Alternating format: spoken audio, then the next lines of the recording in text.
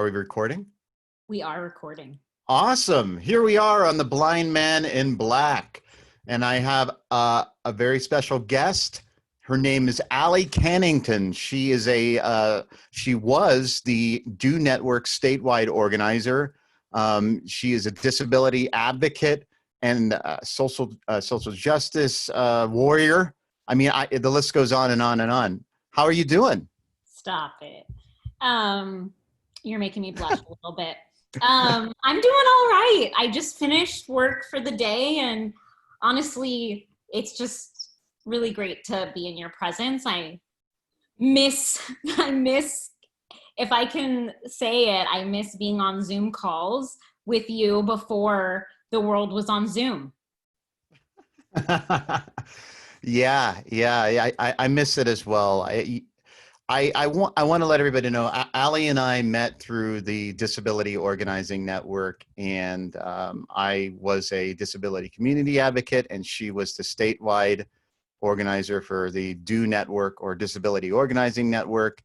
And the reason I wanted to have this conversation is because when we met, I just felt that you were so present, you were so interested and genuinely concerned about our work and what I was doing. And I just appreciated your compassion and empathy and just sensitivity and ability to listen deeply. You're beautiful. And I just want to honor that and just thank you for how you made me feel safe and comfortable and included. Thanks, Brian. Yeah, I have many memories of us just keeping it real, and I think that unfortunately in spaces around advocacy and policy, and it just sometimes the norm can be superficiality, and I feel like, the value of keeping it real is kind of, I try to keep present in all of my life, but sometimes it's harder and sometimes it's easier. And I feel like when we met, like automatically just kept it real and had so many conversations about what organizing can look like for that centers disabled people, that centers marginalized people, and it's been an honor also to hear about your journey and your wisdom, and how, whether that be like in film or farming or your peace and conflict work, like all, and be able to explore that with you and how you can use all of that to, whatever work you're doing. And at that point it was advocacy at the local independent living center in Grass Valley. Yes, thank you. I appreciate that. So let's talk about how this all began. How did you, where are you from? I don't know where you're from. Yeah, I was born in San Francisco, but I grew up in Marin County, which is a very interesting place to grow up. It's very, how so? Very, very, very racially segregated, has a huge accumulation of wealth in certain areas of the county that are some, like, the wealth in Marin is massive, and breaks my heart to think about how much of it could be redistributed, but hopefully on the path to do some of that work. And I grew up in a small white hippie town called Fairfax. Yeah, that's where I grew up. I went to Jewish day school, and then high school, and then I moved to DC for college, and here I am in Oakland. Wow. So what was it like growing up? I mean, when Now, your disability, and can you tell us what it is and kind Yeah, of, yeah. sure. So I was born with a physical disability. It's a really long name. You don't have to remember it. It's called osteogenesis imperfecta, also known as brittle bones or OI. And I also identify as having mental health disabilities, and that those disabilities became present for me probably towards the end of high school. And my physical disability, literally imperfect, is in the name. And so osteogenesis imperfecta. And so I was very much, I had deep shame around my body and my disability that really, shaped a lot of how I lived and navigated through my childhood. Now, is the name, did you ever study the origins of how they came up with that name and why? I mean, no, I didn't. No, but I just think as I say it, every time I say it, I'm like, God damn, like, do they even realize, obviously there's no such thing as perfect in this world, but, I mean, to be a child that said that your disability and the word imperfect is in it, it's definitely doesn't help the internalized ableism. yeah, so let's talk about that a little bit. So growing up, like when you explained it to like friends and classmates, how did they deal with it? What's really interesting is that, and I'm great.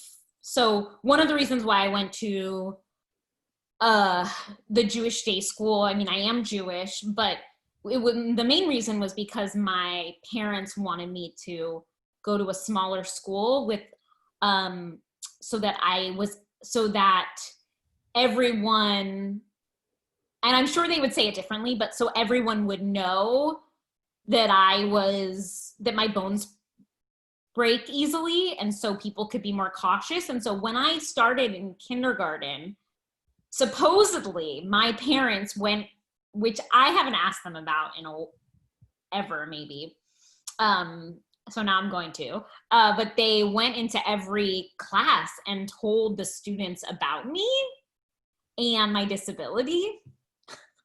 How did you feel about that? I think in the moment, at the time, it felt, now I feel iffy about it, because I don't know if I fully had choice. Mm-hmm. I think at the time it felt helpful because it always felt like this big elephant in the room. And the fact that I knew that everyone knew and that I didn't have to say something. I can relate to that. I actually started using a cane early and just carrying it around to let people know that I couldn't see well, because it kind of gave me a sense of like, oh, I don't have to explain this shit now. People get it.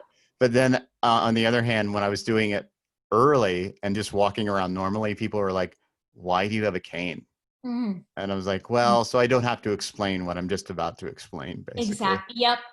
Yep. No matter what, there's some explaining that's often there. But I don't know about for you, but for me, it was like, until I did some of the like internal work around beginning to accept myself, I like, now if I have to explain, I don't care. Like, in fact, it's like, oh, okay, I can explain my body.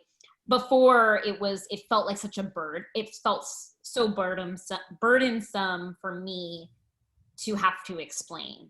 But now that But now that I feel freer around my body and my relationship to my body, I'm more okay with sharing. Right. Does that make sense? It does, but I mean, I'm sure like there's some days I just don't feel like talking about it. You know what I mean? Like, of course. Like I was, taking a walk yesterday and a car stopped me and it wasn't related maybe I was just being sensitive, but the Mhm. person was like, there's a better place to walk. And I thought that was a weird place just to begin a conversation, because I was going to be like, is it a better place for me, or is it better for you? Mm, Because you have to slow down and that's go, the real question. yeah. And Yeah. I wasn't in the mood to, so I just kind of listened to what the person said and moved on. But I was just like, some days I just don't want to, I just want to walk and just go about my business, not have to deal with this shit. Yeah, there is an absurd amount of entitlement that comes from, I think, people who within different marginalized or different people with power, so like able-bodied people in our case, just feel the sense of entitlement that like they have the right to just know what's up, to say, to ask questions, and to get in our business. Yeah. So yeah, I think it ranges for me day to day, kind of my tolerance level. But I think the biggest shift for me is my response to kids. And I'm curious what your relationship is to kids, little kids coming up and talking to you and asking you questions. But I think I had such a hard time with that as like a teenager. I felt so mean because, of course, these little kids are coming from a place of curiosity. Sometimes parents would be really problematic and like enable their children to be very ableist. But oftentimes it was just kids being curious and asking. And I remember like I would glare, I would be so mean and not want to engage. And now I actually feel in fact like I want to connect with little kids and connect with them as a regular human being who happens to be using a wheelchair, and have them like explore what my wheels feel like, or talk about how like you use your legs, I use wheels, and sometimes my legs, and here we are. What about you? What kinds of interactions do you have with little kids? Truthfully, I haven't had many, Mm, but the one that I remember, mm. which was actually a decent interaction, was when we had that conference at the Wolf Creek Lodge, and where is that, like Anaheim or something? Oh, the kids were everywhere there. Yeah. Yeah. And I didn't really have any issues. I mean, I couldn't see what was going on around me, but what I heard, I mean, it was very loud. It was hard to hear anything anyway. I have hearing Yeah, I loss know that too, wasn't but accessible for you. it was not. And, but what I did hear, and I was grateful to hear it, was because I had my guide dog, was parents saying, no, that dog is working right now. Don't touch, Mhm. And I appreciated that because sometimes in public, a lot of people, even adults, will approach and try to, pet my guide dog. And I have to explain, please don't do that. She's working. It's distracting. And it's, I have to do the whole educational process. But that experience at the Wolf Creek Lodge, although it was not, it was very difficult just getting around there because of the noise and everything. And, Yeah. but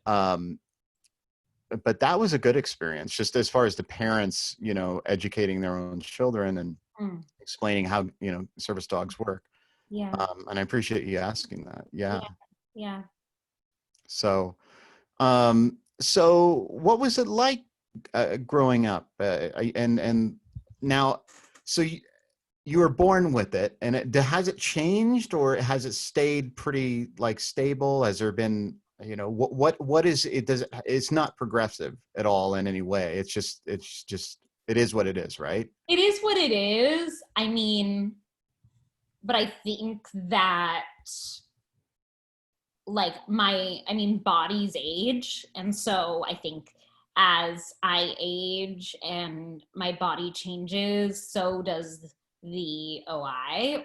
And so like, for instance, as a kid, I would walk around at school and use, like if I would fracture, and I would usually fracture my femurs, like I would then use a walker. I didn't start using a wheelchair all the time in public spaces until I started high school. And so my like ability to be ambulatory and walk long distances has changed. My chronic pain Do you have issues with your rotator cuff from using the wheelchair? Not too much yet. So I think as I age, there will be new things that I encounter, and I've been so grateful to have other people with OI in my life who are both older and younger than me and similar age that I can connect with about the way that they're navigating their bodies. I think still though, I'm learning new things every day. And I feel like this world that we're living in and the intersection of like my mental health and its impact on my chronic pain and, you know, having poor air quality and not being able and having to think about new ways of moving my body so that I keep my, you know, stamina up. It's just, yeah, I think my disabilities will continue to evolve as I will just evolve as well. How are you holding up through the pandemic? I'm doing okay. It's been a journey. I feel very, very, I mean, yeah, the fact that I have access to and stability in my job and housing right now, like I definitely am in the minority. And so just feeling so grateful for that privilege and thinking about, you know, and I've been always thinking about this, but how to then leverage the privilege I have right now in the organizing and activism that is, you know, will always be a part of my life. So I think, yeah, and I think what I'll share with you, which I think is important because there's not a lot of visibility around this. My partner and I, we were living together, and this time was really challenging for us. We've been together for almost 4 years, and we decided 3 months ago. Congratulations. Thank you. To move, we actually decided after living together that we needed to live apart. So I moved in the midst of the pandemic. Oh, shit. And so did she, yeah. So, and that was really hard. But like, we are still together and we made the best decision to take care of ourselves and our relationship. And I think, like, I mention it because there's not a lot of people and like models out there for long-term partnerships where that continue after you move out of a shared location. So for anyone who ever listens to this, like, it's possible. So it's, yeah, just a lot of transition. And so, yeah. Do you feel like your relationship has become stronger now that you're living in separate households? Yeah, I mean, I definitely think it was like the only way that we were going to continue to be in relationship, and we both wanted that. So, yeah, it's like, you just assume, like I was told my whole life that if, you move in together and then you either like continue that life in that shared space or you break up and that's it. But that's why I'm so fucking grateful for being queer. Because I feel like through, and disabled, like just having access to different ways of being and living in the world. And that, like, it doesn't mean, like, if living together right now isn't right, that doesn't mean that we have to end our relationship. And yeah. Is this a thing? Because I feel like I read an article relatively recently within the last couple of years that talked about this. Is this like becoming the new norm? So actually there's this whole thing, this whole subculture that I just learned about that I haven't really dove deep into, but it's called living apart together. Okay. Yeah, so, you know, I think it's especially, I mean, I'm very grateful. I don't know if you have any friends or if you identify, but have any friends who are polyamorous, but I've learned a lot from my Yes. poly friends, yeah, about different ways relationships can be. And so that's also, I don't identify as poly, but I think all of those just different ways relationships can look and be experienced, I think has really helped to know that, like, this is possible. You can move out of a shared apartment and still be together. And, you know, so. That's intense. So how long ago did this happen? So this will be October will be my 3rd month in this new apartment. So do you Zoom? Oh, yeah, so she was in LA for a month, but she just lives like 2 miles away, and we've figured it out. So we're basically in the same pod. So we don't need to social distance. There have been certain points throughout this 3-month journey where we have had to, and she's had to get tests and stuff, because she's been moving around a bit more. But I feel, yeah, COVID is just, it's just so many layers of mess and complexity just in like daily interactions with people. Yeah, I mean, I do not feel comfortable going out in public because I don't know where people are in relation to me. Yeah. And especially those that are not wearing masks. I had an incident right when the pandemic began where I was at the ATM and I was leaving the ATM machine and I was coming out and I bumped into somebody, but it was because the person did not want to move. And I don't think they were wearing a mask. And my wife saw the whole thing and she's like, "What was that about?" And I'm like, I don't know. It was odd. I mean, I had my cane and I was, trying, I was using it and I was, scanning and yeah, she wouldn't move. It was really an odd situation. It's almost like, it's like COVID provides an additional lesson in disability cultural competency. There's some odd stuff. I want you to explain that, but there's some odd stuff happening here in my county. I mean, many things.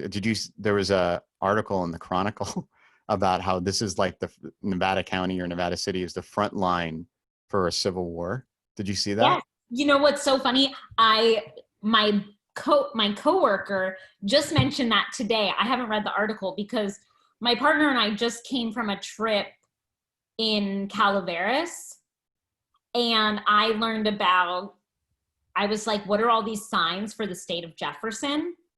And so I mentioned that to Caroline, my coworker, and she was like, oh yeah, there was just an article. So well, here we are. So what happened is there was a group, I think it was called the Freedom Angels or something like that. And they're an anti-mask group. And I think they're religious based, but they were promoting the idea of using the ADA to say that they didn't have to wear a mask. So I was like, what the fuck? This is only going to marginalize our community even more Shaking my head. and cause more stigma. And I'm like, what? And so some business owners were creating these ADA signs as saying, oh, this is an ADA. I'm not sure what it exactly said, but it was basically saying, this is a place where you don't have to wear a mask. That's what they were using it for. And then there were these fake Department of Justice cards or whatever that just said that like, oh, I don't have to wear a mask because I have a disability.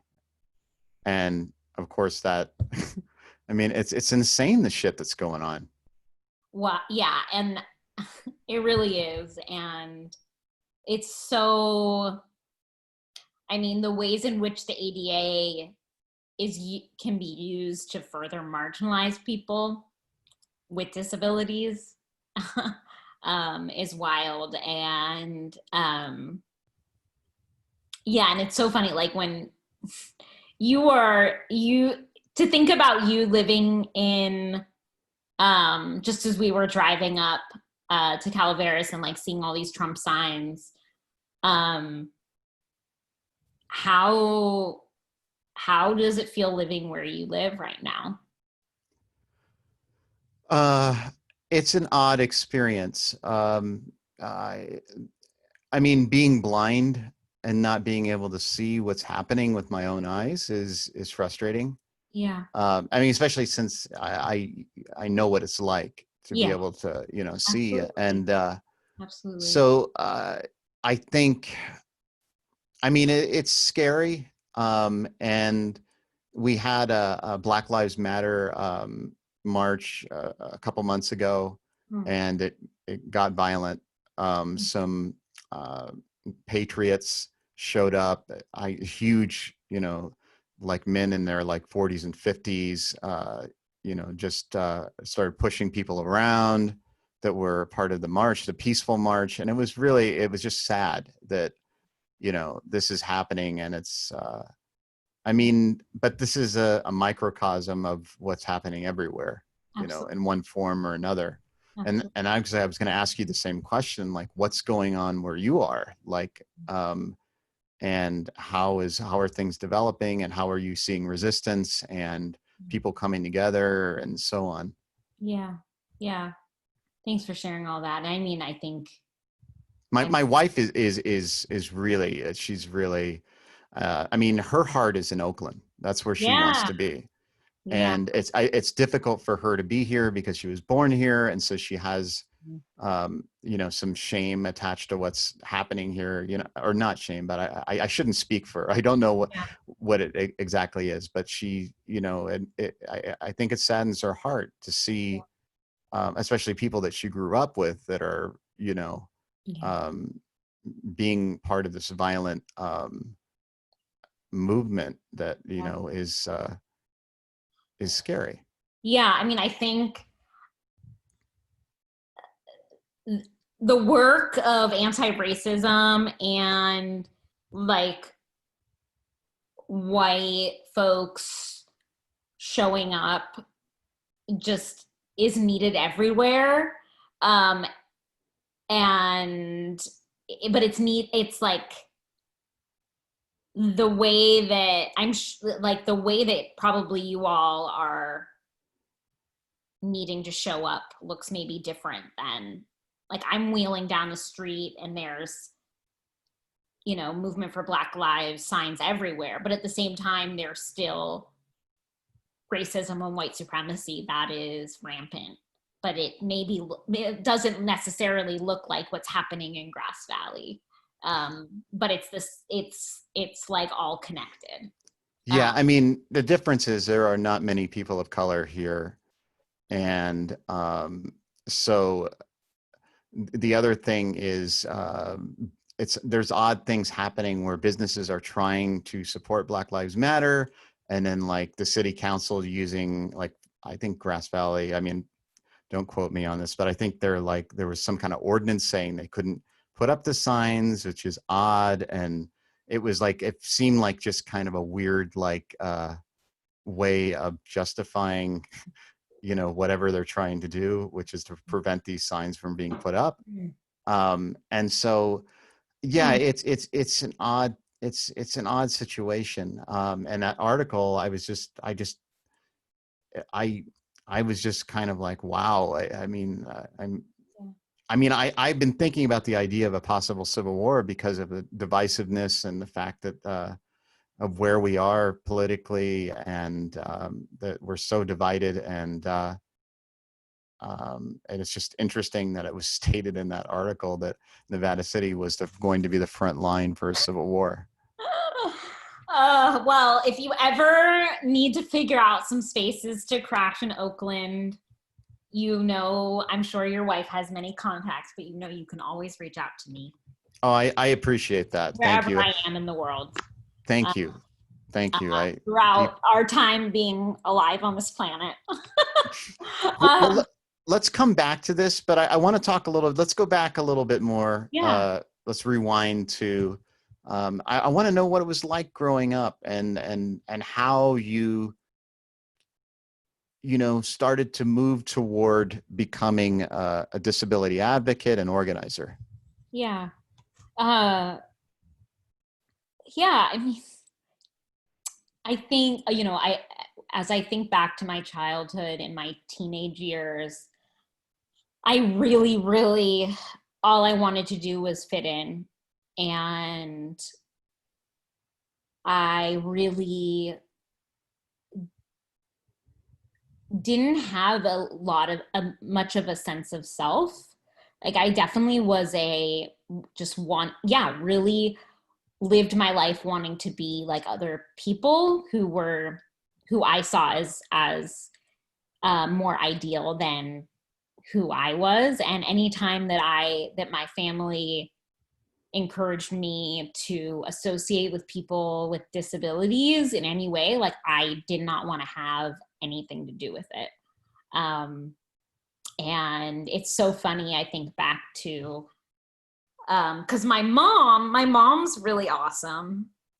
She has been working in like disability employment for most of my life. And when I was in high school, she was like, Allie, I really think that you should meet this guy named Eli Gillardin. I think he'd be really great for you to meet, and like maybe you could connect with Marin Center for Independent Living. And I was like, hell no. Like, I did not. And so fast forward, like, he is family now. But yeah, I did not want to have anything to do with so many parts of my honest self, which is like disabled and queer and weird. And so in my desire to be the norm and the ideal, I wanted obviously to have finished high school with credentials that could support me in getting to college. And so my mom begrudgingly I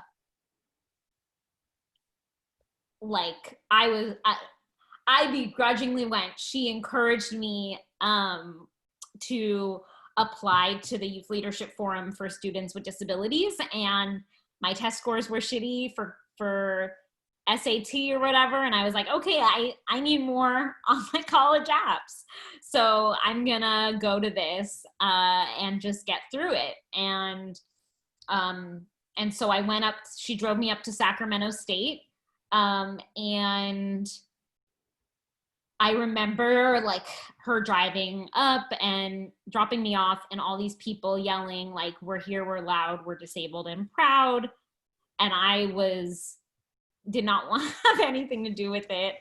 Was really confused and hesitant. But I was there, and my mom still talks about the day she picked me up from the train after the program, wearing like disabled and proud pins. And those 5 days really were very transformative in the way that I saw myself. Now, into did you the feel other. that immediately, or was it No, like afterwards? You're like, oh, okay, that was actually, it was about maybe like a day, 2 days in. And believe me, like I'm still unlearning my internalized ableism, and the education information I got was like very single issue in terms of the program. Like I may have like finished the youth leadership program feeling proud of, quote unquote, proud of being disabled, but I still hated myself for being queer. So like, it's not as if and I didn't at that point like connect my disability to my mental health and like all those other things. But that was really the point, like when you asked me kind of what led me to disability advocacy. It was being exposed to the disability rights movement and disabled people talking about the importance of our lives and our voices. And I think like the knowledge that there have been people who fought for me to have the right to go to school, and the knowledge of like a movement of people with disabilities fighting for me and other people, it just, yeah, it clearly it worked. right. So was there ever a moment like was there a moment that like you were like, I feel like an instance where you met someone and how they interacted with you made you feel ashamed, and it's kind of strengthened that internalized ableism? Mm.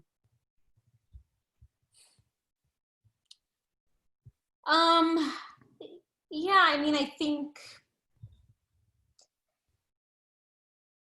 for me, I think it's like the little things piled up of like people staring at me, things not being accessible, like activities not being accessible, me being left out, me um Did that happen a lot in like PE and yeah, PE, birthday parties, Halloween. Like my partner just recently asked me about Halloween, and I was like, I love Halloween because I love dressing up. right? But I hated Halloween as a kid, because I remember like just needing to sit in my chair while I watched my friends run up the stairs and get their candy. I was like, fuck Oh, that. sucks. Like the feeling of just being the one that's watching everyone else have fun. Yeah. I think Now, that did your parents see how that affected you? I'm sure they did, but I was so closed off. Like Right. I was so closed off. Um, which is, yeah, like little Allie needs so much love. Yeah. So I'd be curious to ask them. I think now I'm like, full disclosure, I'm 28.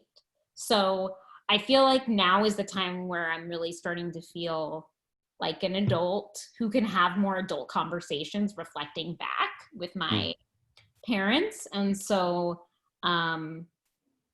thank you for asking me these questions, because it makes me want to sit down and talk to them and ask them about their experiences parenting me, which I really haven't ever asked. Yeah, I mean, one of the reasons I thought about it is today I had a conversation with my mother. I was just like, I wanted to thank her for being patient with me Mm, um, as I experienced this loss, and I can imagine, and she's had to do it twice because my right, brother has your brother. Usher syndrome type 2A too. Yeah. So she watched him, uh, and now she's watching me as well. So I wanted to thank her for being patient with me, because I think about it in my own experience of watching somebody, going through disability or going through something. And, um, I understand the feelings of watching that, because my brother, Mhm. I mean, I remember watching him when I could see fine, and seeing him reaching for things that were right in front of him that he couldn't get to. And I'm remembering this, thinking, this is going to be my future. And me being like, I don't want to deal with this right now. Yeah. You know, That's real. I remember that, being like, I don't want to think about this, you know, and it was difficult. It was difficult. And I think it probably affected my relationship with my brother to some degree, at least subconsciously. So yeah, I that's why I asked that question, is because I'm just curious, because you know, that's something else, is like how do parents deal with it. And it sounds like your parents were supportive through the entire process. Yeah, I think they definitely were. I would say they did their best, and they did amazing things. I think now, knowing what I know, I think the rhetoric around "you're like everyone else," and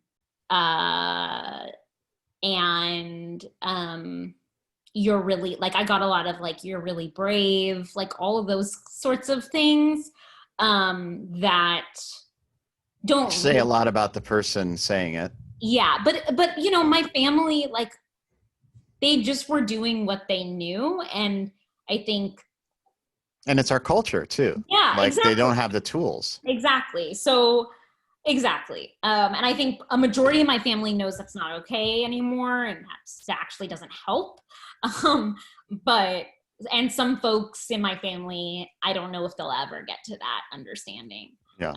But I mean, one thing that you're bringing up that I think in disability community we don't talk enough about is grief, and like the role that grief plays in our lives, whether that be the way that like our bodies change, or people who develop disabilities, and the way that those disabilities may develop.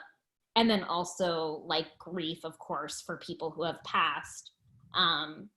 And yeah, I'm curious, like, what your relationship is to grief right now. Loaded question. Whatever you want to say about that. It's intense right now. It's extremely intense, and it's it's really ironic that that we're having this conversation right now, because this weekend has been so shitty. Like, I've been working, you know, I'm an emergency preparedness coordinator that works with older adults and people with disabilities. And so, you know, for the past, you know, I've been like, this was the first weekend that I've had off for a while. And so this was the first time, like on Friday, I woke up and I was like, has the world stopped? Something doesn't feel right, because I'm not running around chasing something, you know, or almost feeling late for something, you know. And then I sat down and I was watching something on TV, and I was watching The Karate Kid. Because the reason I sometimes watch old movies is because I want to get a sense of, because I know what's happening and I remember the images, and I was trying to see if I could see the images that I remember, so I was watching it and I just couldn't see any images. I couldn't see anything. And then I had the realization that I'm entering a phase where I'm starting to only see shapes and dark shadows and super bright light and glare and all the like visual noise that corresponds with it. Now, this has been happening for a while. I just didn't realize until this weekend the severity of it. I did have a conversation with my executive director about it, because I have to work in spreadsheets, and the spreadsheets are just really difficult, just because you have to move through them linearly. And then where I'm at my adaptation process is not as far along as I want to be. So, it's very difficult and stressful. But this weekend was just a massive realization that like, that it's almost gone. And I'm having trouble I can't even say that word, orienting myself to where I'm at. So I'm like running into walls, and I'm, bumping in the doorways and in familiar places, which is odd, which makes sense in unfamiliar places, but not in places that I walk every day. Like in the last week, I've just been bumping in the walls, and, and that happens occasionally before, but now it's happening a lot. And I even walking out of here, I knocked over this glass thing yesterday, and I was like, what the fuck is going on? Like, I'm really getting disoriented. And so it's been intense, and I've been very angry and depressed. Just this weekend has been up and down, and like everything is making me fucking angry. And it's small things, and I'm just and I feel so alone. I like it's such a strange experience. And the weird part of it is I knew it was gonna fucking happen. Like I knew it. I'm like, this is it's like the weird thing is like I know that it's going to be like this, but it's still shocking to experience it. And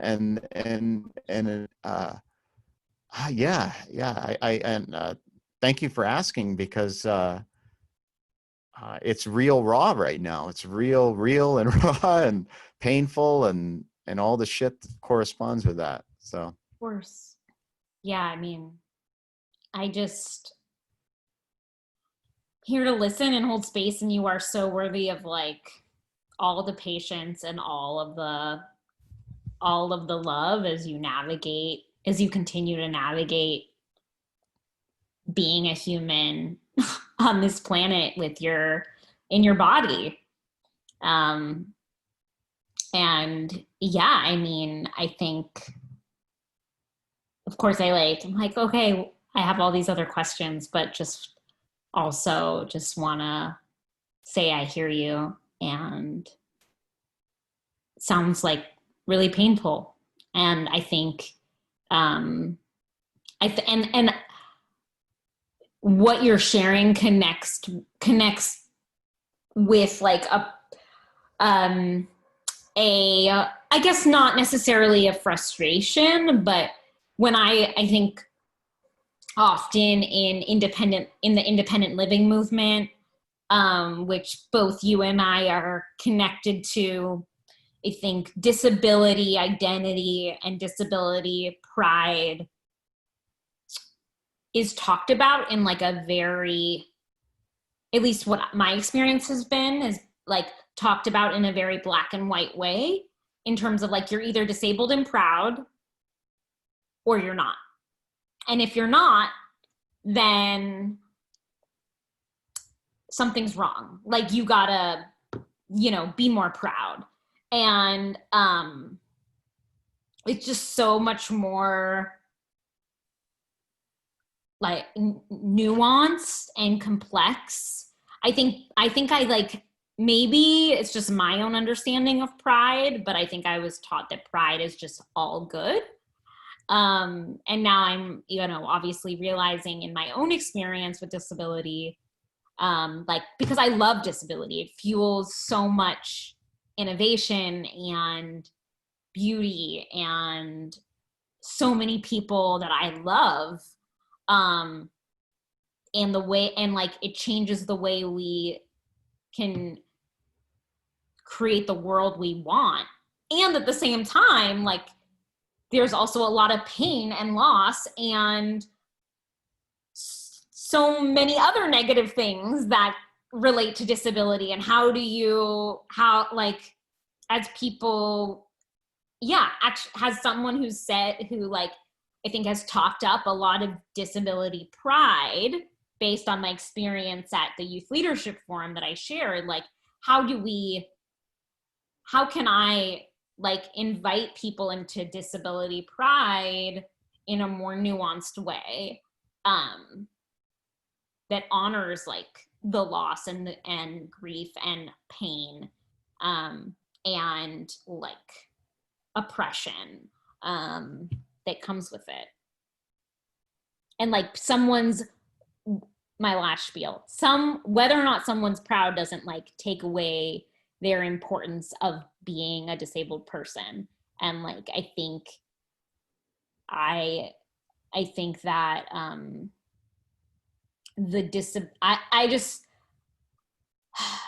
I get frustrated sometimes by the disability rights movement because I think we could bring more people in to being politicized and in being a part of the movement if like there was a greater embrace of people's own relationship to their own disability. And it's taken me a long time to get here because I used to be quite judgmental, which is really messed up, of people who were really ashamed, because I was once like, I still have shame, and I was once like hella ashamed of myself. Yeah, I'll stop there. No, I appreciate you saying what you've said and bringing up disability pride, because I think about a lot too, because it's not the disability that I have an issue with. It's the loss. Yeah. It's the, I'm 42 now, and I was told when I was diagnosed, even though, I didn't learn till I was 19, even though my mother knew about it, my brother knew about it. I remember you told me that. And I won't get into it here because it's just a long story, but I learned, when I learned at 19, I went to an ophthalmologist and I said, how much time do I have? How much useful vision? And they said, and the doctor said, oh, you should have useful vision in your 50s. So I'm thinking, fucking great. Mm-hmm. I can drive, I can read until that time, I can work out my life and try to make it work. And then I started to, shortly after, started to lose more eyesight, and then have the issue with denial, and it's been a long, strange process, because I think about if I had prepared earlier, just as an example, I think maybe my work I could have done differently. For example, what I was told, I was an actor and I was a theater director, and I did that in undergrad and graduate school. And, what I was told, and I heard a lot of, was do it for as long as you can. I didn't hear what I needed to hear from a disability perspective. Right. That's ableism. Right.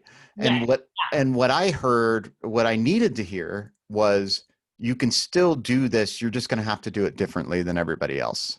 Yeah. And I needed to hear that, and I didn't hear it. Yeah. And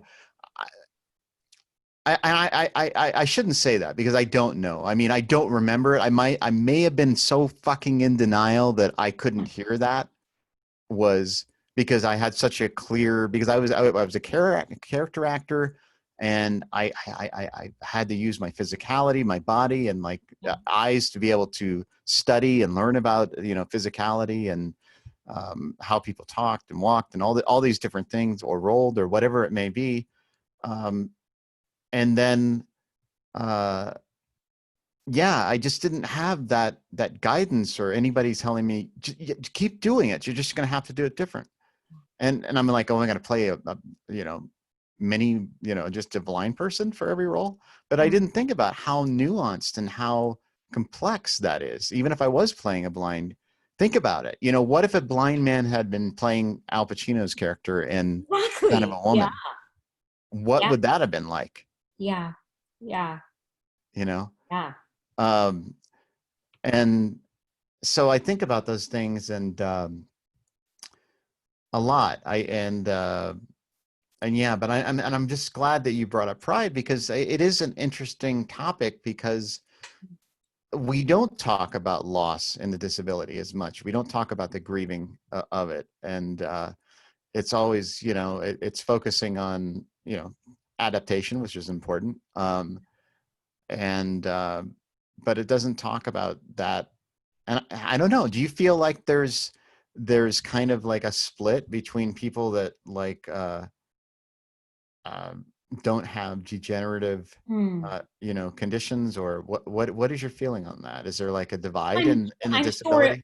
I'm sure there is. I mean, there's like all these different disability hierarchies, right? Right. That are not real, but they are real based on how people are treated, um, uh, or given power or lack thereof, which is a part of the reason I think why, it's something I think about a lot, because I think in the disability rights movement, people who look like me, who are white, wheelchair users, are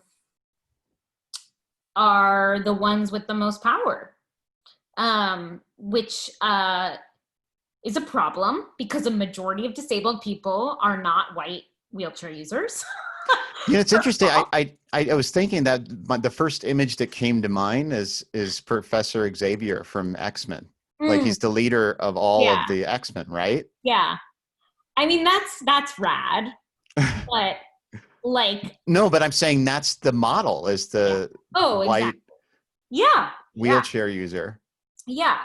And I leading. think like there are all these other subcultures like based on different type of disability, that's more in the medical model. And so even like, I'm curious if you have gone, like if there's even anything that exists around like support groups for folks who have disabilities that increase over time. Or well, I mean, I think there are very specialized, like I attempted to get connected to the Usher syndrome, like I can't remember the name of it, but anyway, I tried to connect with them, and it was really I was really and it doesn't really have anything to do with them. It just what happened is I was dealing with something that was really specific to me, and so when I expressed it as to how other people dealt with it, I'll just give you an example. I used have you seen Back to the Future? Mm-hmm. Okay. So in the first Back to the Future, Marty McFly, at the end of the movie, he's playing in the Enchantment Under the Sea dance. He's playing his guitar, and that's the scene where his parents meet or kiss for the first time, and then he can go back to the future and everything's normal again. So he's playing his guitar, he's playing Earth Angel, his parents are dancing, and then this guy says, "I'm cutting in, McFly." And then he starts to look at himself, and he can't play. And one of the band members like, "Are you all right?" And he's like, I can't play. And he looks at his hand, and it's like fading away. And that is how I was feeling. I felt like I was fading away. Like, and I still feel like it now. I literally, I was just talking about in the last episode, I literally have to grab on to things to feel like I'm still here. Like I'll grab a table leg or something to feel like some substance, that I'm not just disappearing. Yeah. I mean, that makes sense. And like you and all of us, including you, are so worthy of like accessing specific resources and spaces that can affirm our experiences and give guidance. And the reality is not a lot of those exist. And I would say, oh, go ahead. No, I was just going to say, just to close that up, so it makes sense, is that, so I expressed that, that metaphor. And the first response was, you need mental health treatment. See, that's the shit. Like, there's so much, like all of these, a lot of these diagnosis specific groups are really ableist and like medical model. And well, I mean, and the other thing, it was peer driven. So it was like, basically other people with Usher syndrome, giving their experience. And there was even one that was very like, person was just like, pull yourself together, pull yourself up by the bootstraps. And, and I'm like, okay, well, I'm at a different place than you are. Yeah. you know, Yeah. you know. Yeah. I'm so sorry you had that experience. And like, like, also it's okay if, in addition to Usher syndrome, you were also navigating mental health stuff. And the fact, like, for anyone, you know, and there's just the fact that it's, there's definitely, I think, around physical and sensory related disabilities. I mean, all disabilities outside of mental health, like, there's this assumption that, like, there's just a myth of like the single issue struggle, right? Or the single issue. It's like, no, all of these other parts of me are interacting with the quote unquote diagnosis of disability that I have. Yeah. Yeah. Let's go back a little bit. So where did you get the drive? What, I mean, I know you met Eli, and then you got connected with Yo Disabled and Proud. So what was the next evolution? When I went to DC, I went to DC for college thinking that like I wanted to do disability advocacy. And I realized very, very quickly that I wouldn't be able to do disability advocacy if I didn't interrogate my own, not just my own experience of oppression as being disabled, but my own experience of being privileged as a white upper class person. And Now, were you aware of like those terms like no, privilege and stuff like early on, or is this something? no, this was college. Like, Okay. I should have growing up where I grew up, but no. And I think I was quickly, I think for the first time I could could choose the relationships that I was having in my life. And a majority of the relationships that I was developing were with other people who were at the margins. So like queer and trans folks, different people of color, different people with different disabilities and chronic illnesses. And I realized very quickly that like I needed to, I had to, do really reflect on my own intersections and do, and if I was going to do disability advocacy, then I had to do it intersectionally. And I think honestly, which I've been feeling a lot more recently, grief. But I think what fueled me the most was my relationships that I developed during those years and my experience with doing activism with people who I truly felt aligned with in ways that I don't think I could even describe in words. And my best friend, who was like one of these people, or like definitely like my person, he passed away. I'm sure I talked about him over the years, but Kaite D. Davidson, he passed away. We were 22. And my like experience with him and the work that we did together and the ways in which we dreamt of what our work could be like in organizing disabled youth or creating like spaces where people could feel free to be who they were. That and like the love and the transformation that like occurred like with him and our relationship, like both individually and collectively, I think really has shaped my whole life and many other deep relationships I've had. Like I honestly, it's like my relationships with people are is what fuels me. during this time, I think like the only thing that gives me hope is the love that I'm able to experience between people and the like support and care. Like that's what gives me hope right now.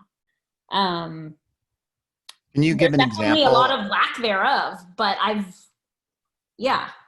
Can you give an example of that was something in that relationship that gave you strength and inspired you and wanted you to keep moving forward? Yeah, I mean, it could be a lot of different things. I think it's the ability, I mean, there's some rare connections that exist out there, and I had with Kaite, which is like, the ability to free flow and like brainstorm and ideate about what could be possible and just like ride that wave. um Are you I talking about like specifically about disability justice? Yeah, like like random things like I mean, yeah, disability justice, like different projects we did around, like we did this one project that was around like creating a space for women with disabilities to develop, like to experience, to like redefine their relationships to themselves as like beautiful and as empowered and like sexual and however they identify. Or just, and I think also for me, what gives me hope and what I experienced with him was like navigating conflict and moving through conflict and experiencing healing with another person, which happened for us, like that, and a deep commitment to the journey. So are you saying that you had some kind of conflict with Yeah, with him. okay. Yeah, And yeah, then you were yeah. able to work through that and strengthen your friendship. Yeah, I mean, exactly. I mean, he was my first love, so we were first friends, then we were together romantically, and then we broke up and we took some time apart, and then we like came back together as friends, like, and we basically, like, the weekend before he suddenly died, we were like, yeah, the only way to describe each other is like soul partners. Like Hmm. that's, and we literally had that conversation. And I think, again, even, you know, with so many different relationships in my life, to be able to like grow, respect boundaries and grow with each other, and without each other, and like still support one another. I think that's where I get the most fuel from in terms of why I want to continue to do the work that I want to do. Yeah. Was there ever a time that you felt that you wanted to go on a different path?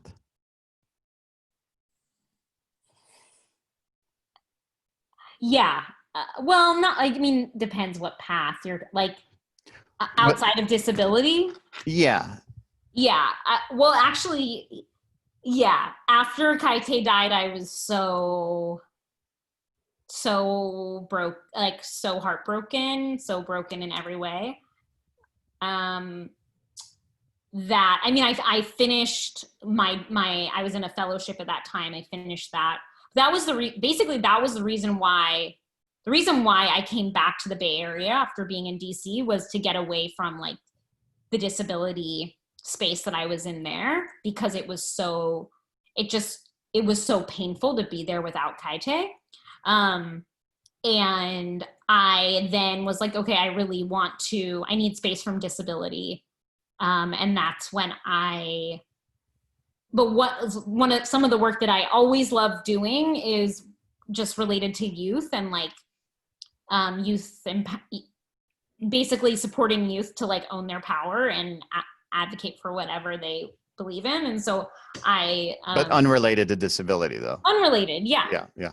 And so I did, and I also wanted to experience like working directly with people who were interacting with all of these systems that I had been talking about very abstractly in DC, right? So my first job back here in the Bay Area was working directly with youth experiencing homelessness in San Francisco, helping to organize them around their needs as unhoused youth. And then, you know, slowly but surely I realized that disability was tapping me on the shoulder, because even though the work wasn't centered on disability, a majority of people who I was organizing with were people living with different disabilities. And I saw, when I was able to incorporate like a framework of access and what are your access needs and what, you know, I saw like that it transformed the way that I was able to work with the different youth, and the way that also youth saw themselves. And so slowly but surely I was like, my desire to center disability and access, it's calling me whether I like it or not. And so with a lot of healing that continues to this day, like I'm excited about, I mean, I don't know what I'm going to do in whatever amount of time, but I'm excited for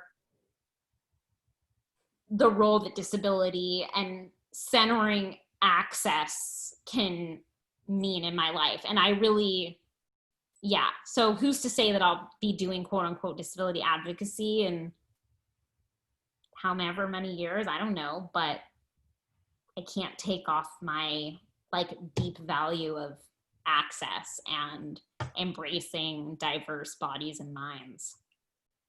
So when you were learning about disability language, did you have kind of, you know, bumps and things that came up where you using terminology that was not, you know, accepted or that was ableist?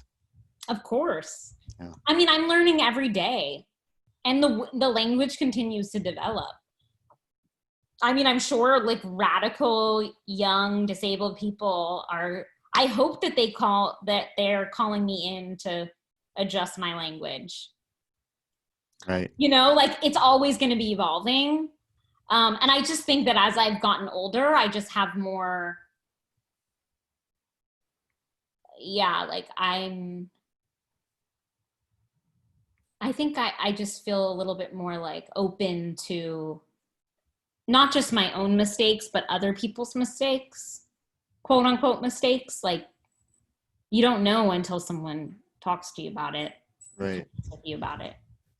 One of the things that, you know, I understand some aspects of language, you know, that's another thing. I've been having trouble talking, and I think it's part of it. And it's a disability thing, it's related to it, because I was an actor and I was very confident when I spoke and I had my lines and I knew what my actions were to play in a scene. And now I feel like I've developed this weird like stutter because of my feeling of not feeling in my body, like I'm feeling like I'm fading away, like I don't have control over anything.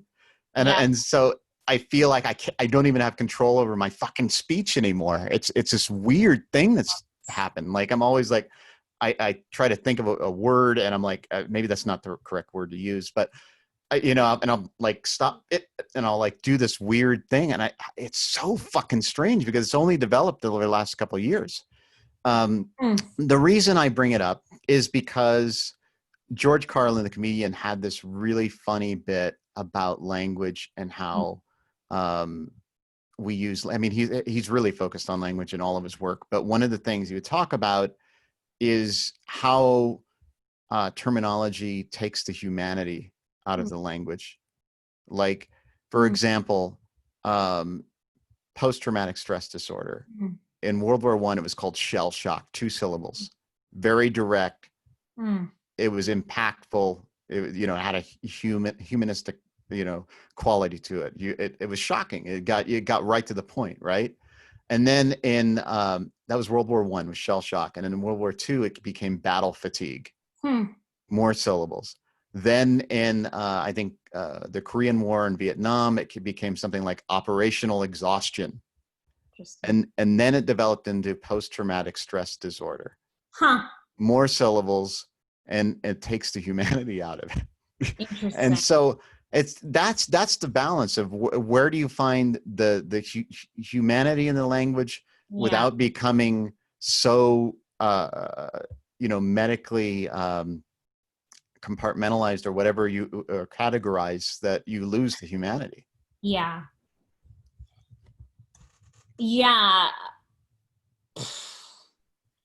I mean, I think that, to me, it's like, I don't know. One of the many thoughts that is coming up in response is like, I think especially for marginalized people, including people with disabilities, like there's a lack of access to information about different choices and options there are for how to live our lives. And so, like, I think for me, even let's just take it as simply as like, do people prefer people with disabilities or disabled or other words that I prefer, not like physically challenged or, you know, handy capable or all those other ones that I do find them really patronizing. But if someone with disabilities knows about all of the options and still chooses that whatever that handy capable feels, they feel the most joy from that word, then go for it. Right. But a respect of how people want, what language people want to use to define their experiences. I will say it gets a little bit more complicated when, like, nothing's in a vacuum. So, like, you know, I think speaking on disability, that makes sense. I think around, you know, I'm talking to my mom about someone they know who is a white person who calls themselves a person of color, and like that's not necessarily appropriate with the way that power is distributed in this world. So anyways, it's complex, but I think that centering like access to information so people have choice to use the language that works for them, even if it insults the other person, which is really, unless it's racist. I don't know, it's weird. I'm getting like tripping over my own thoughts because there's so many different what ifs that are coming up. Yeah, I mean, it's complex and it's individualized for sure. It's but you know, my concern is how we don't lose our humanity in the language. Yeah. You know. We don't lose our humanity. Like, I think it's like whatever language, like people need food, people need access to shelter and homes, people need access to healthcare and whatever they need to live as safe as possible in this very unsafe world. And like we, like as society, as like white supremacist society, we want to remove the humanity, and leads us to situations like we're in now, where like I am in a very beautiful studio that I'm so grateful for, and someone right down the street does not have a house to live in, and there's an empty apartment complex down the street. Like, Yeah. you know, so my work, and I probably, this is also something I'm working on, setting my boundaries. I think I'm like, have 5 minutes left in me for our chat, even though I wish that I had more. But no, I appreciate it. Yeah. What I was thinking, and I appreciate you doing this because I know you worked all day, and I appreciate you so much, Brian. well, the feeling is very, very mutual. So what I was thinking is maybe what we could do is continue the discussion and at another time. I would love that. Yeah. And so um, let's end with the how are you? What are you doing now? I remember you told me that when you left the Disability Organizing Network, what you were doing, but can you refresh me and let me? Sure, yeah. So I work at this organization called the Kelsey, and we both co-develop and advocate for more affordable, accessible, and inclusive housing. So we have about 240 homes in our pipeline to be developed. And while we are actually like partnering with different developers to create housing, we're also using that practice to inform policy change to create a more inclusive field for housing for people with and without disabilities, of course, because it has to be integrated. And my role is helping to lead advocacy and organizing for the Kelsey. And so right now, the biggest focus has been, and in the Disability Organizing Network, is like everyone's number one priority was housing. And yet, we weren't able to ever really work on a statewide agenda for housing. And a part of that, there are many reasons for that, but yeah, anyways, my main focus right now has been leading this program that a lot of your former colleagues are in from the network, where it's called Raise the Roof. It's an educational training program for leaders with disabilities who want to advance housing. And so we are covering a variety of different issues. This Wednesday is our session on housing is money. And so we're learning about the basics of the development timeline of housing, and what entitlements are, and what public subsidies are, and lots of things that I'm still trying to wrap my head around. But for me, it's like connecting to what we just talked about, like bringing the humanity into everything we do. Because it's so easy to be removed from everyone's impact in this world. So yeah, so I'm honestly, it's a very positive work experience, which I have, I'm very, very grateful. I am delighted that you are enjoying your work and continue to work doing the things that you love and care about. It makes me really happy, and I really am looking forward to continuing this discussion.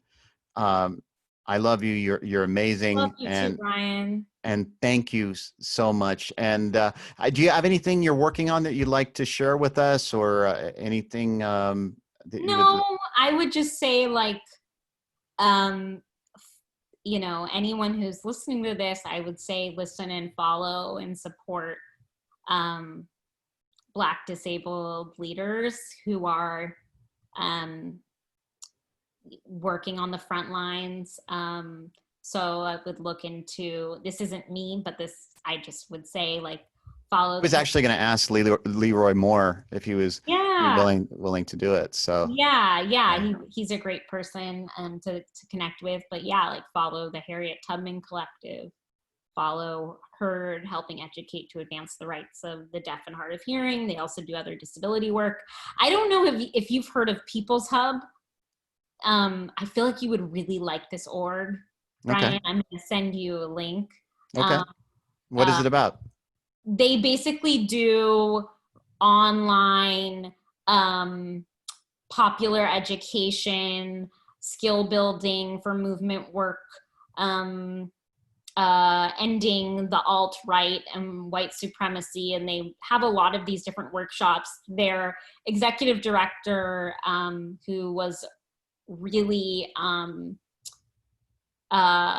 did not know her personally, but I have loved ones who were close to her, recently passed away, Alondria Williams. She was really active in the Highlander Center and a lot of other movement spaces down in the South. But anyways, the People's Hub, they're doing really, really invigorating work that, yeah, there's a lot of there's a lot of work to support and follow. And if you have money, that means also like putting your resources into those places, which is like a whole other thing that I'd love to talk with you about. So. Yeah, please do send me the information, and let's continue this discussion. This is the Blind Man in Black. You can follow me on Apple Podcast or my YouTube channel, or go to blindmaninblack.com. Thank you once again, Allie Cannington. Much love to you, and stay safe and healthy. You too, Brian, and to your family. Thank you. You as well. And now we're going to have an awkward ending. So okay. hold on while I work through this here. Oh, the stop?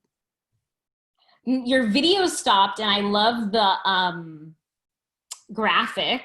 It's oh, right. You in a suit. There's some grass. Yeah, it's the logo. I love it. I love it. It's amazing. Thank you. Did you okay, create now, it? no, that was actually created by a friend, Sarah Wilson. Yeah. I love it. So it's still recording. Okay, and now I'm gonna stop. Hold on 1 second. Okay. Oh no, wait. I didn't do it again.